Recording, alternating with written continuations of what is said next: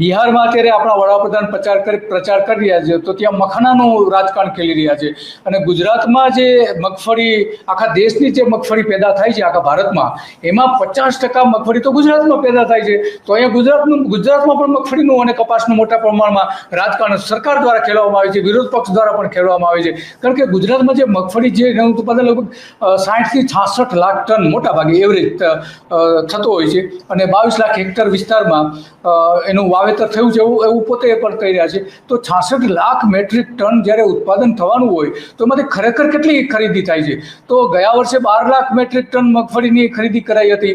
તો આ જે 66 લાખમાં તમે જે કહી રહ્યા છો એ પ્રમાણે 66 લાખ મેટ્રિક ટન ઉત્પાદન થવાનું છે, એમાંથી આ વર્ષે માત્ર ને માત્ર 12.22 લાખ મેટ્રિક ટન ખરીદી સરકાર કરવાની છે. એનો મતલબ એ થયો કે મોટા ભાગની મગફળી તો ખુલ્લા બજારમાં જવાની છે. ત્યાં ખેડૂતો પાસેથી તમે કહો છો એ પ્રમાણે 800, 900 ને 1000, 1200 રૂપિયા સુધીમાં તો ખેડૂતોની એ મગફળી વેચવાની છે.